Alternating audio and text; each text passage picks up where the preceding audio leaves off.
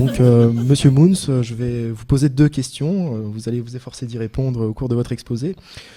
Selon vous, quels sont les rôles et les enjeux rhétoriques de la caricature et de la dérision dans la compréhension du débat démocratique et dans la remise en question de l'ordre social? Question vaste. Tout ça est un petit peu compliqué pour moi. Alors, ce sur quoi je voulais en tout cas partir, parce que, fin de compte, tout l'intérêt d'une question, c'est de commencer par ne pas y répondre, c'est d'une idée assez simple qui est celle de la pertinence de l'impertinence. Et de le faire de manière peut-être plus anthropologique que purement sémiologique, c'est-à-dire de ne pas s'intéresser exclusivement à la caricature elle-même, telle que nous l'imaginons en général, c'est-à-dire à un dessin de presse, qu'il soit engagé ou qu'il soit du côté du pouvoir.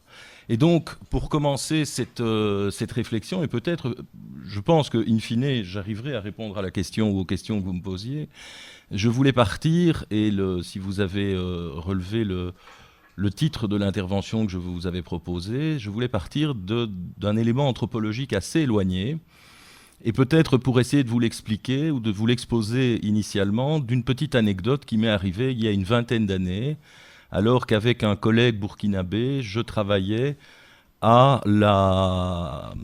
l'analyse d'une ville émergente dans la province d'Ubritenga, c'est-à-dire dans la grande banlieue d'Ouagadougou.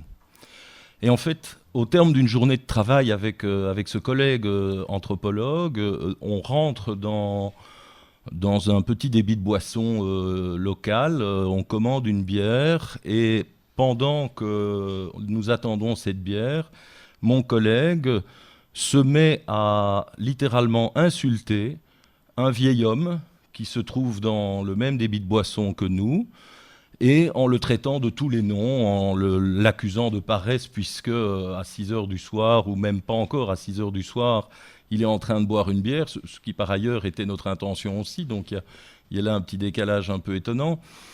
Et en continuant à l'attaquer, y compris sur des questions physiques, en le trouvant dégénéré, en s'attaquant à ses scarifications, en lui disant « mais quel est le lion qui t'a fait ces marques sur la figure ?» et en continuant de manière de plus en plus violente. Et fin de compte, ma gêne n'était pas tellement liée à l'insulte qu'il faisait, et des insultes qui étaient éminemment racistes, somme toute, envers ce qui était un de ses compatriotes, mais ma gêne reposait essentiellement sur le fait que le vieux avait l'air de le prendre bien et d'en rire relativement. Et en fait, je venais de découvrir de facto ce qu'on appelle au Burkina le rakiré, c'est-à-dire la parenté à plaisanterie, ou un samo, mon ami, attaquait un mossi, c'est-à-dire un individu appartenant à l'ethnie dominante du pays. Et à ce propos-là, ayons peut-être une petite pensée pour le Burkina aujourd'hui, mais en le mettant totalement en boîte. Et la réponse du vieux, quand le déluge d'insultes a été fini, c'était plutôt de prendre l'assemblée à partie en disant « voyez comment nous sommes magnanimes et laissons les esclaves nous prendre à partie ». Et donc, la réflexion qui me venait là et qui m'amenait à vous proposer ce détour, c'est que, fin de compte, quel est l'écart entre la caricature telle que nous pouvons la voir dans nos quotidiens ou sur Internet ou à travers toute une série de manifestations, y compris orales, je pense aux humoristes ou autres, et cet enjeu anthropologique entre deux individus, mais en fait, au-delà de 2 individus, on avait la confrontation de 2 communautés.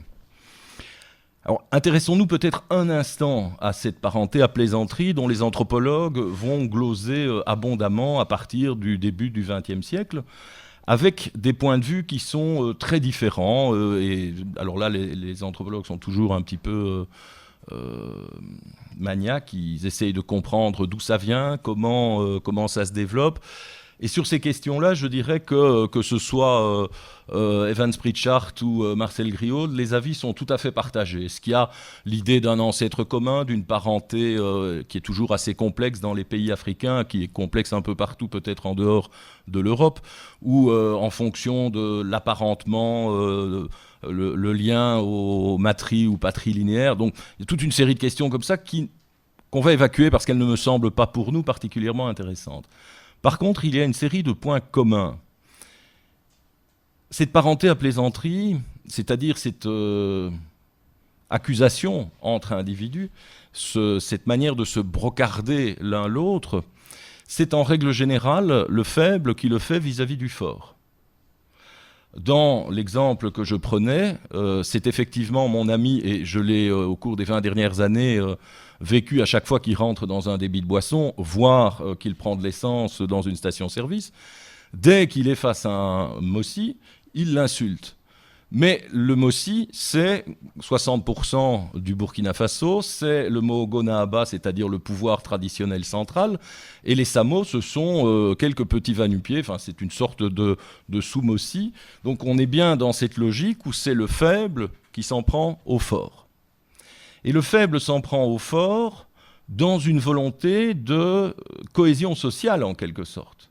Parce que cette possibilité qu'a le faible de s'en prendre et d'insulter le plus puissant que lui ne se fait pas dans la violence. Toute violence est éliminée, aussi bien du côté du faible qui voudrait éventuellement devenir calife à la place de celui-ci, que de la place du fort qui n'a absolument pas la possibilité, traditionnelle en tout cas, de s'opposer aux quolibets qui lui sont envoyés.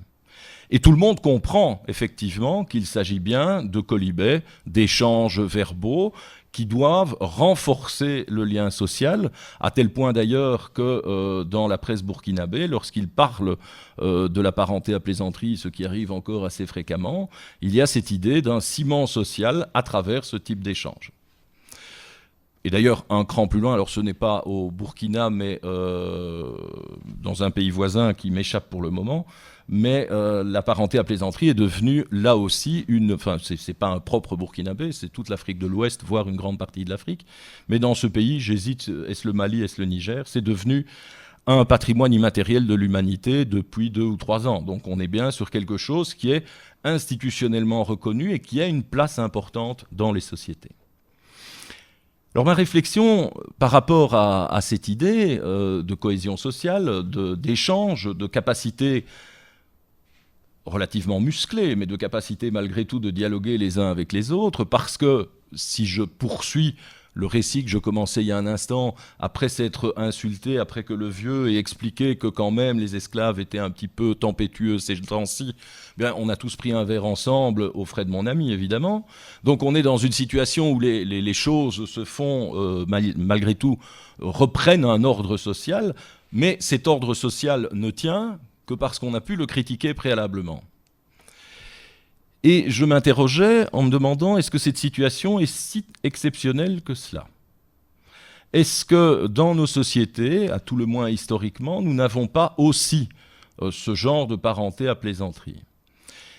Et c'est sur cette réflexion que j'en suis venu au premier trait de l'intervention que je vous proposais, l'idée du fou. Fin de compte, quelle est la place du fou dans l'espace politique du haut Moyen-Âge ou précédant un petit peu les temps modernes? Le fou a, somme toute, le même rôle, celui d'interpeller de manière la plus virulente et la plus impertinente possible le pouvoir, éventuellement, comme l'esclave qui tenait la couronne de César, de lui rappeler à tout moment que cet homme, quel que soit son pouvoir, est un homme, et de lui rappeler sa place. Et c'est une fonction qui est tout à fait singulière. On accepte du fou ce que l'on n'accepte pas du reste de la population. Quiconque ferait la même chose que le fou sera accusé de crime de lèse-majesté. Je dirais que le fou respectueux serait accusé de la même chose. Le fou ne peut être ou ne peut avoir d'intérêt que dans la mesure où il remet le pouvoir en question. D'où l'idée, me semble-t-il, d'essayer de dégager un point commun de ces deux situations. Et ce point commun me semble être la capacité de débattre, ou de combattre en quelque sorte, mais de le faire à travers des éléments qui restent parfaitement civils, parfaitement mouchetés, c'est-à-dire à travers la langue, à travers les idées. Et le combat à travers les idées, l'échange d'idées, l'échange de représentations, se fait pour éviter l'échange de coups. Y a-t-il, jusqu'à un certain point, une plus belle définition de la démocratie que celle-là ? la capacité de ne pas être d'accord les uns avec les autres, la capacité de discuter de ces désaccords et de le faire avec suffisamment de recul pour qu'à aucun moment, quels que soient les arguments qui soient avancés par la partie adverse, nous n'en venions aux mains. Donc le débat me semble consubstantiel de cette position anthropologique du fou ou de cette position anthropologique de la parenté à plaisanterie. Que fait la caricature ? Ici, je ne m'intéresse pas à la caricature, une fois encore, en tant que sémiologue. L'effet de la caricature, pour moi, est un effet social. Réfléchir à ce que provoque une caricature en déconstruisant l'image qui est face à nous est un travail tout à fait intéressant et tout à fait passionnant, mais qui n'est pas celui de l'anthropologue ou du sociologue, et qui n'est pas non plus celui qui nous donnera une idée de l'effet que cette caricature va avoir dans la population. Je m'en réfère par exemple au travail de Jeanne Favret-Saada par rapport aux caricatures de Mahomet. À aucun moment il n'y a chez Jeanne Favret-Saada, qui est une anthropologue, de réflexion sur le contenu de la caricature. Peu importe son contenu. Ce qui a de l'importance, c'est la manière dont cette caricature va être utilisée, c'est-à-dire l'effet, la conséquence qu'elle aura sur une audience. Et si on s'en réfère à l'audience qui est celle des caricatures de Mahomet, cet effet est nul. C'est-à-dire qu'au Danemark, au point de départ, l'effet de la caricature, tout le monde trouve, oui, c'est une caricature amusante, comme toutes les autres caricatures, ça n'a absolument aucun intérêt. Aucun intérêt, ni plus ni moins qu'une autre, veux-je dire. Par contre, et c'est là le travail intéressant, c'est de montrer comment, à partir d'un objet quel qu'il soit, on peut générer un mouvement social. Et dans le cas des caricatures de Mahomet, il est clair que cette génération est totalement indépendante du dessin. En d'autres termes, la qualité du dessin, la pertinence de celui-ci n'est pas en cause, c'est un levier pour faire autre chose. Alors, dans ce cas-ci, c'est effectivement, on peut le dire, un dérapage, mais non pas de la part des caricaturistes, me semble-t-il, mais de ceux qui vont les utiliser. Et on est bien dans... Enfin, c'est un petit peu comme si vous... Mais c'est un mécanisme assez fréquent. On va tuer le messager plutôt que le contenu du message. C'est plus facile de s'en prendre à l'un qu'à l'autre. Alors, je voudrais revenir sur ce que j'évoquais il y a un instant, avant cette digression dont je suis assez sujet. C'est l'idée que la caricature est effectivement un outil dans la démocratie. Alors c'est un outil dans la démocratie, comme cela peut être, me semble-t-il, quand on regarde ses effets, un outil dans la dictature. Qu'est-ce qui différencie la caricature dans la démocratie et dans la dictature, si j'ose dire ? Me semble-t-il, c'est ce sur quoi cette caricature porte. Dans l'espace non démocratique, à tout le moins, la caricature soutient le pouvoir. Elle ne discute pas le pouvoir, elle met en croquis les représentations qui sont déployées par le pouvoir. Elle fait du renforcement par rapport à la vision du pouvoir.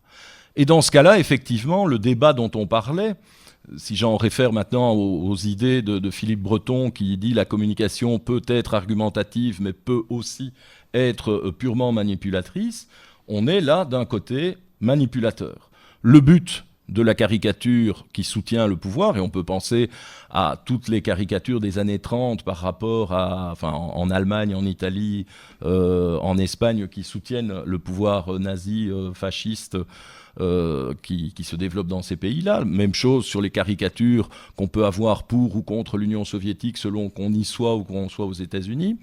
On est dans une idée de renforcer les représentations qui sont les représentations dominantes, qui sont les représentations soutenues par le pouvoir en place et qui expliquent le rejet que l'on doit avoir d'une position particulière. À l'autre extrémité, dirais-je, il y a des caricatures qui, au contraire, remettent le pouvoir en question, titillent le pouvoir, discutent le pouvoir, y compris dans nos sociétés. les caricatures qu'on peut voir fleurir les derniers jours dans la presse par rapport aux réfugiés sont extrêmement claires. On a une remise en question des politiques qui sont mises en œuvre par les États dans lesquels nous nous trouvons, du fait qu'elles ne sont pas assez, et selon l'organe d'extrême de gauche ou d'extrême droite, si j'ose dire, qu'elles ne sont pas assez proactives ou qu'elles sont trop intégratrices, peu importe, mais il y a une remise en question, une discussion par rapport à la vision du pouvoir. Et dans ce cas-là, on n'est plus tout à fait, on est évidemment aussi dans la même logique de propagande, mais la propagande, globalement, c'est quand l'État essaye de faire passer ses avis. Dans le cas contraire, on va peut-être parler d'une autre forme de volonté d'argumenter ou de, éventuellement, pourquoi pas, parce que je pense que certaines caricatures vont dans ce sens-là, de manipuler l'opinion en essayant de l'amener à adhérer à un point de vue particulier. En d'autres termes, ce qui distingue l'une de l'autre, me semble-t-il, c'est la position que l'on va avoir dans un espace démocratique argumentatif. Peut-on argumenter autour de la caricature qui est présentée, ou doit-on au contraire être dans une position d'adhésion, en quelque sorte, par rapport aux expressions du pouvoir? Donc on a là une logique. Alors, je conviens avec vous que je viens peut-être de très loin pour enfoncer quelques portes ouvertes, mais qui nous donne aussi un élément, me semble-t-il, intéressant sur une logique anthropologique, sur une logique beaucoup plus longue qui inscrirait cette vision du caricaturiste, qu'il utilise des mots, qu'il utilise le verbe, peu importe, dans une logique beaucoup plus ancienne de remise en question de l'autorité à laquelle nous sommes nécessairement soumis, et je parle bien d'autorité. Là, c'est le sociologue qui s'exprime, la différence entre l'autorité qui est normalement légitime, mais malgré tout critiquable, comme tout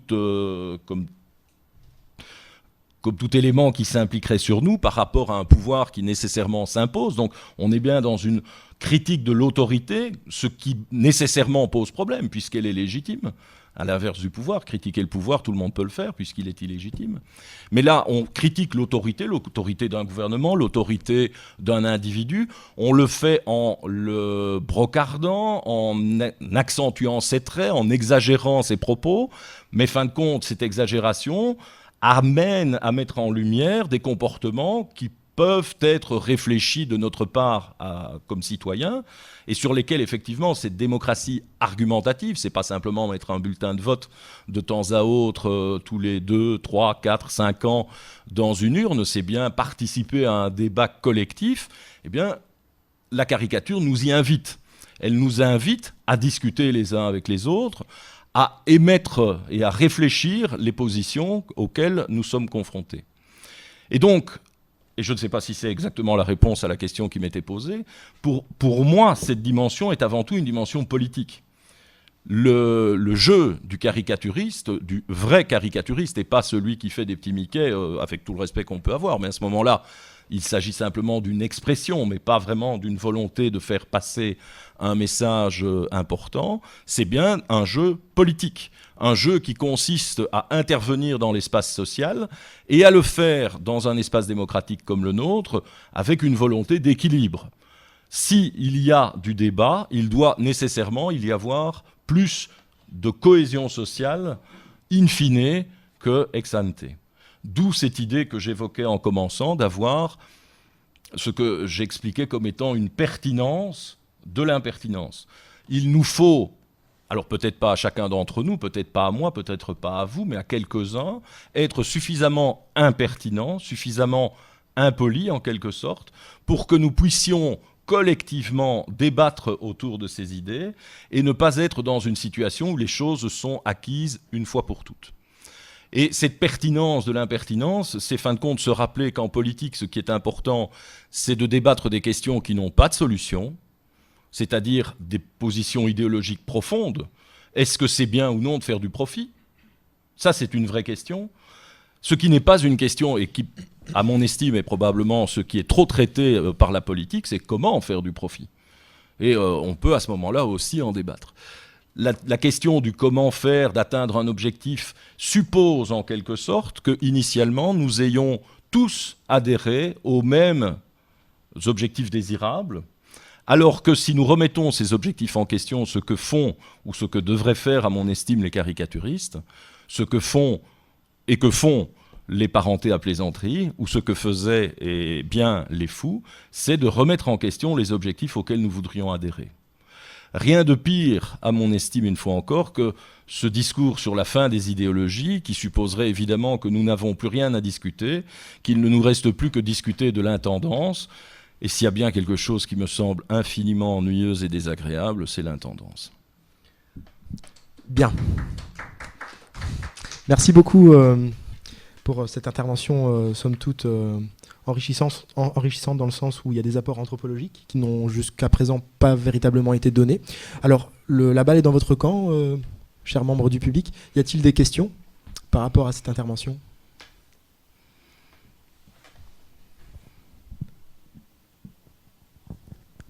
Pas de questions ? En plus, je suis masculin, je suis vraiment désolé. Oui. Est-ce qu'aujourd'hui, il y a encore... Donc le fou du roi, il avait une fonction bien spécifique. Il était pratiquement intouchable, je pense. Hein. Donc c'était vraiment remettre en question l'autorité du roi, en tous les cas son activité. Est-ce qu'aujourd'hui, ça existe encore ? Est-ce qu'on a encore le droit de se moquer de la politique ou des politiques qui sont prises dans notre monde aujourd'hui ? Est-ce que ma question est claire ? Tout à fait. Oui. Alors, ce qu'il y a, c'est que oui. Je pense que oui, nous avons non seulement le droit, mais le devoir de le faire. Et nous avons, qui plus est, dans les sociétés qui sont les nôtres, la chance de pouvoir le faire dans le respect, évidemment, des lois. Et ça s'applique tout autant aux caricaturistes qu'aux autres.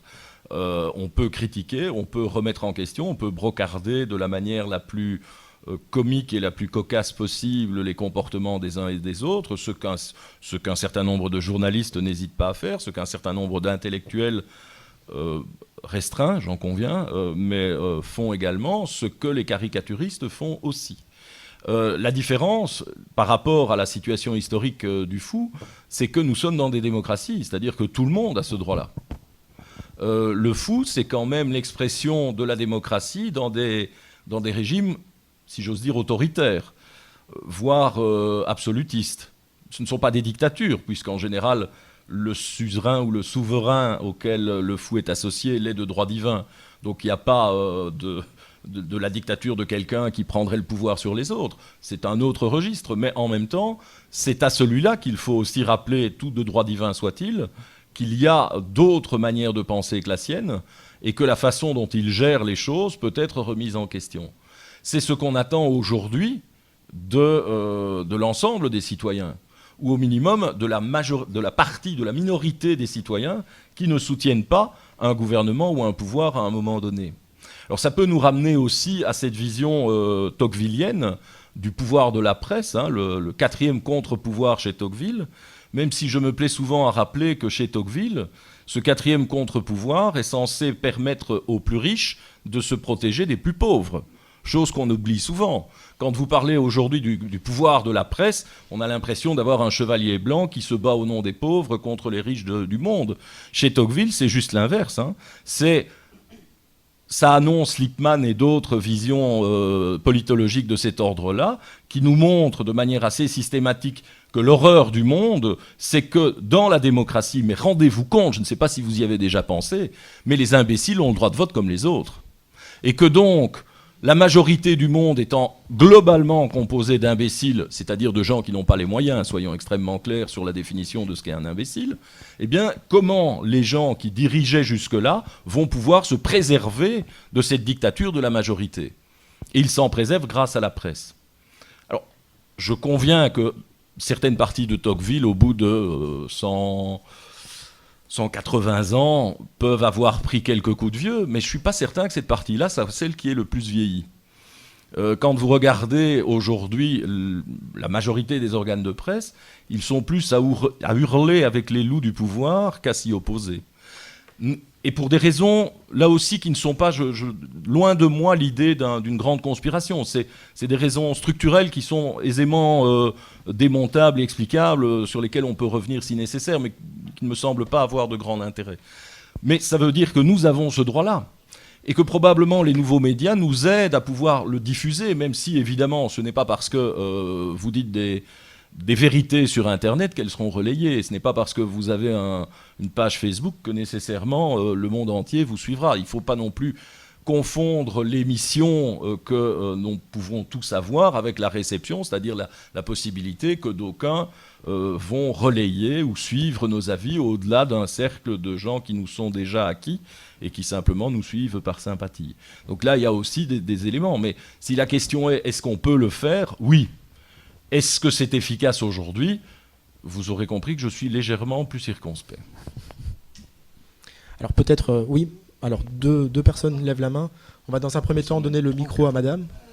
Oui, je voudrais comprendre pourquoi la caricature va échapper à être le dessus du panier, de concerner les gens du dessus du panier. Je veux dire qu'il faut aussi un certain pouvoir de connaissances, de possibilités, de moyens d'être connus pour faire une caricature. Donc, elle n'est pas forcément l'expression du faible. Même dans votre exemple, quand vous dites c'est le faible qui insulte, ça je trouve assez génial, etc. Dans le cas de la caricature, je pense que c'est quand même un fort qui décide. Je pense que là, il faudrait alors qu'on se mette d'accord ou que je dirais bêtement que je me suis mal exprimé au point de départ. Quand je parle de faible ou de fort, c'est dans une relation de pouvoir. Un caricaturiste, prenons Plantu, qui me semble à la rigueur aujourd'hui assez indiscutable. Enfin, effectivement, il a une audience, il a une intelligence, il a un pouvoir. A priori, il est malgré tout du côté, il n'est pas du côté du pouvoir, il n'est pas intégré dans la logique du pouvoir. Donc l'idée du faible et du fort, c'est plutôt quel est celui qui dirige le monde et quel est celui qui critique cette direction, ou qui n'est pas associé à cette direction.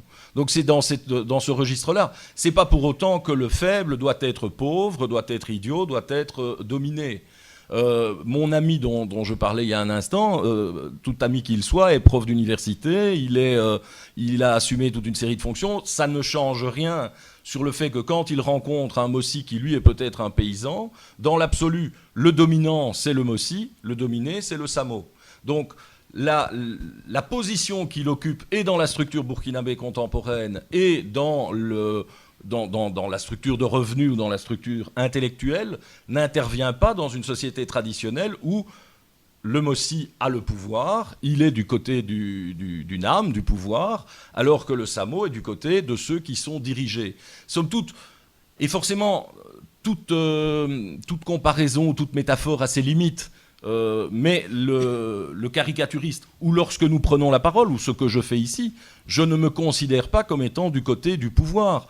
Et pour autant, je suis un prof d'UNIF, je suis responsable dans une haute école, j'ai un certain nombre de diplômes et pour mon bonheur, je ne suis pas totalement sans revenus.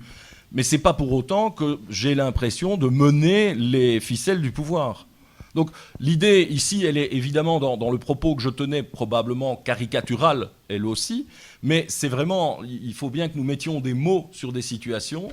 Il y a ceux qui dirigent et qui gèrent au quotidien le collectif, et il y a la société, ce que d'aucuns peuvent appeler la société civile, qui peuvent discuter de cette position. Et c'est pour ça que je parlais d'ailleurs de démocratie délibérative. L'idée, c'est que nous puissions débattre des enjeux autrement que de manière ponctuelle en votant pour des gens qui nous représenteront.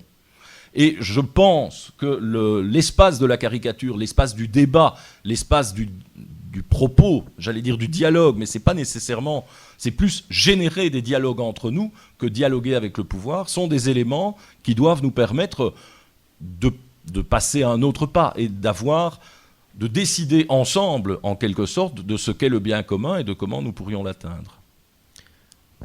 Alors, il y avait... Vous avez évoqué le rôle du fou dans la société, mais le fou, il n'a pas de censure, il n'a pas de limite. Et je voudrais vous poser la question de savoir, pour les caricaturistes et les journalistes en général,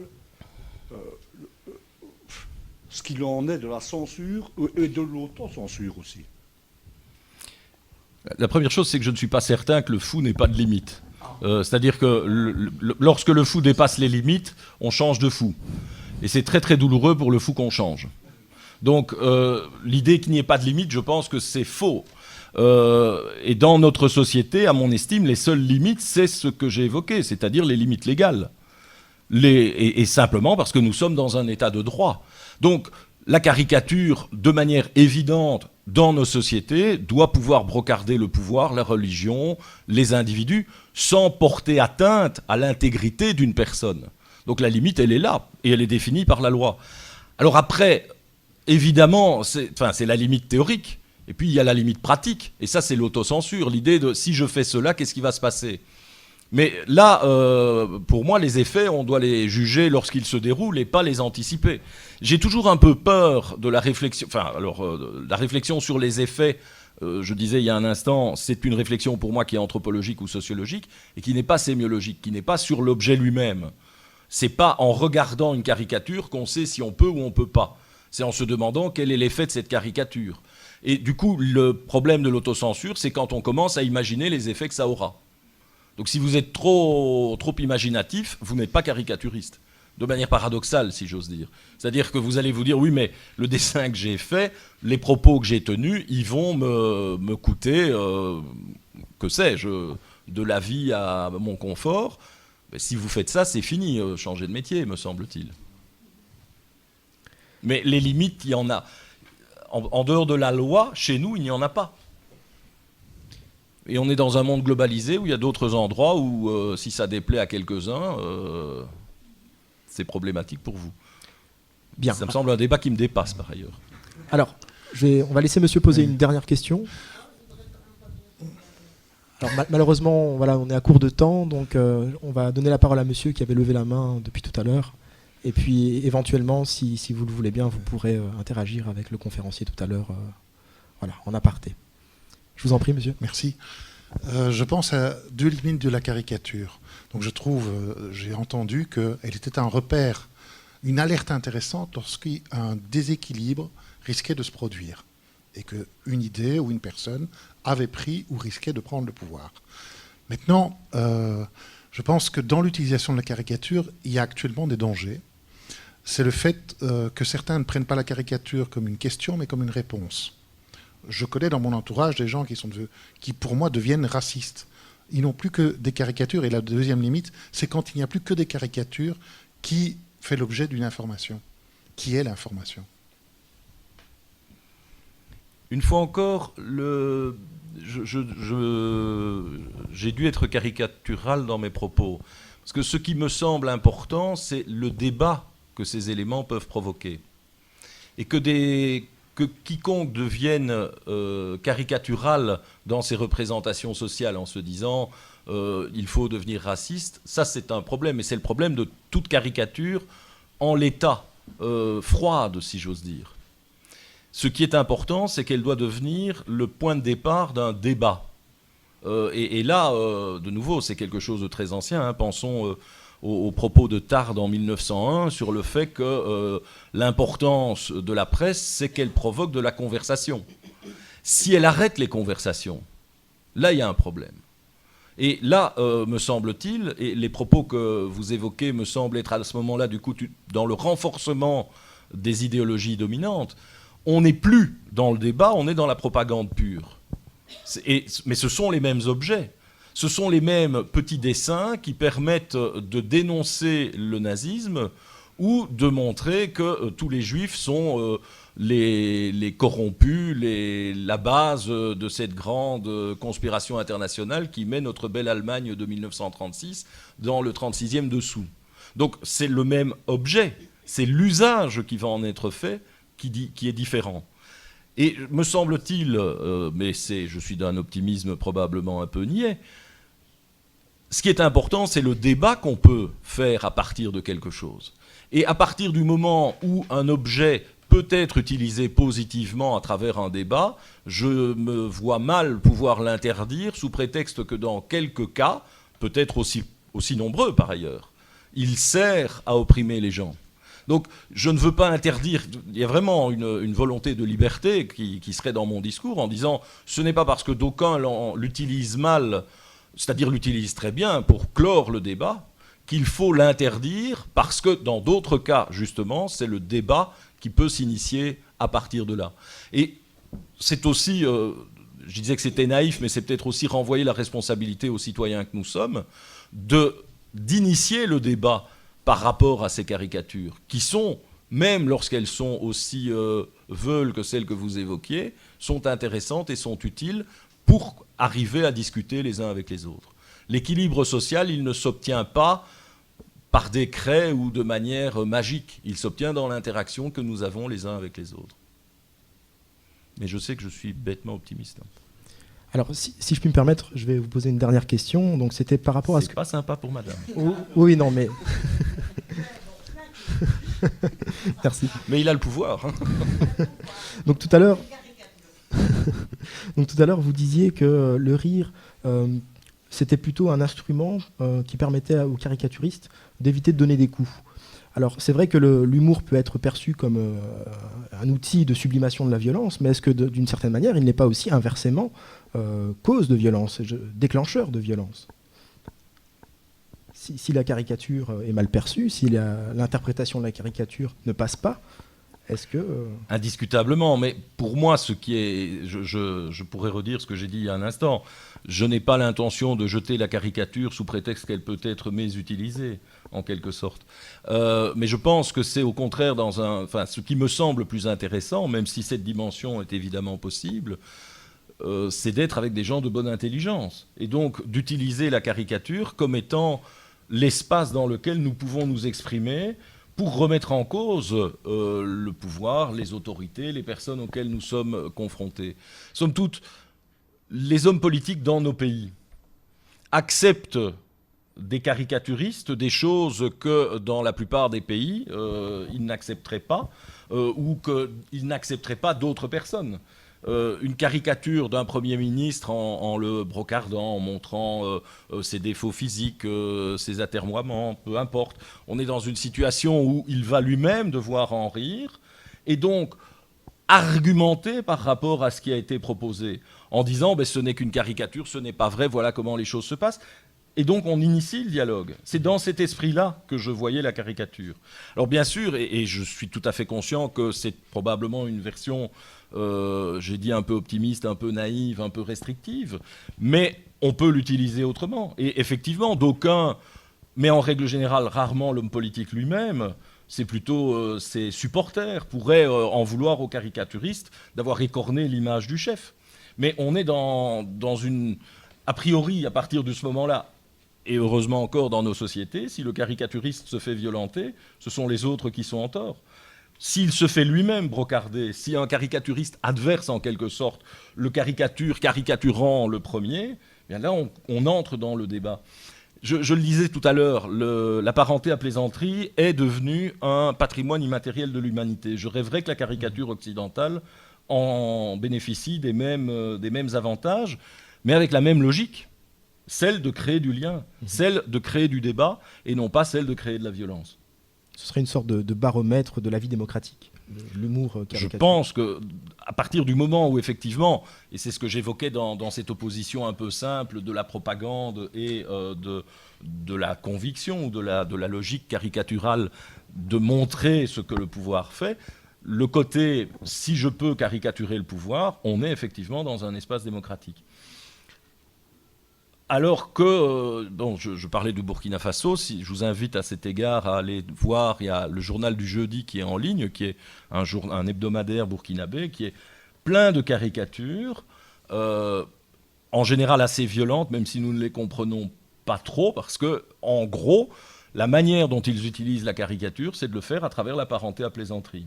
Et donc, à ce moment-là, même si c'est écrit, on peut brocarder le chef de l'État, et sur la une du journal du jeudi pendant 20 ans, Blaise Compaoré, qui était quand même pas le garçon le plus démocrate que l'on connaisse, était brocardé toutes les semaines, mais par d'autres personnages dessinés, mais qui étaient d'ethnie permettant la parenté à plaisanterie. Et le journal a eu évidemment des problèmes, mais moins protégé par cette dimension-là. alors que c'était une dimension politique qui initiait le débat dans une frange importante de la population urbaine. Bien. Alors merci pour ces éclairages sociologiques, anthropologiques et politiques sur l'humour et la caricature. Merci à vous.